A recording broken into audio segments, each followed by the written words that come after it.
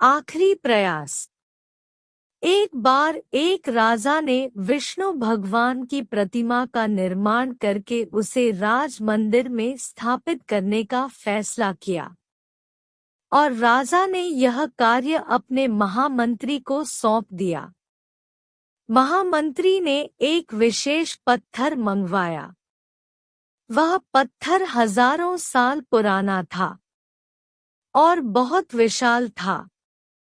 महामंत्री ने राज्य के विशेष मूर्तिकारों को बुलाया और कहा कि महाराज की आज्ञा है कि पत्थर से विष्णु भगवान की प्रतिमा बनाई जाएगी और राज्य के मंदिर में स्थापित की जाएगी।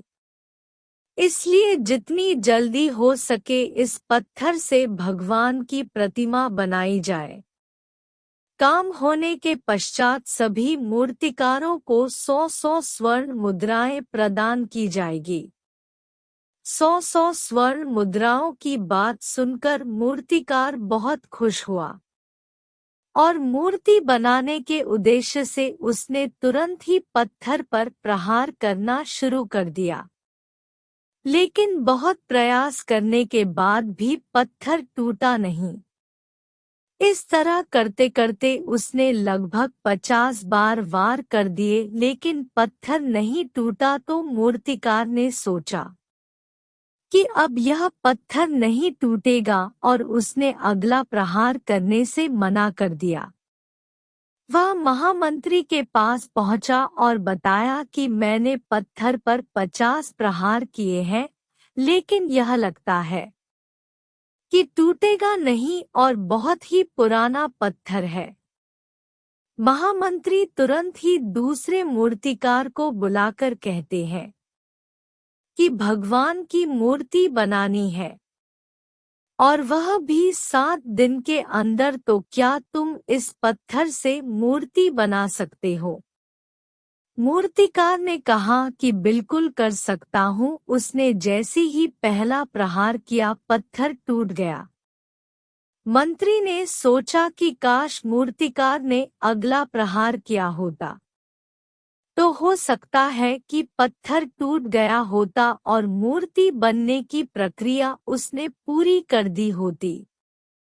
मित्रों, हम भी अपने जीवन में ऐसी परिस्थितियों से दो चार होते रहते हैं।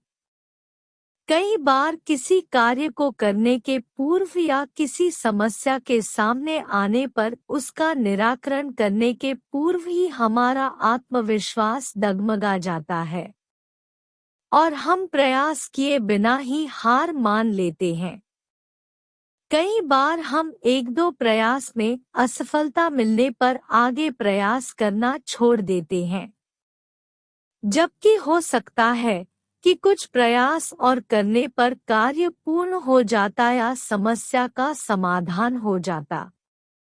यदि जीवन में सफलता प्राप्त करनी है तो बार बार असफल होने पर भी तब तक प्रयास करना नहीं छोड़ना चाहिए जब तक सफलता नहीं मिल जाती। क्या पता जिस प्रयास को करने के पूर्व हम हाथ खींच ले वही हमारा अंतिम प्रयास हो और उसमें हमें कामयाबी प्राप्त हो जाए। मेरे चैनल को लाइक, शेयर और सब्सक्राइब करें।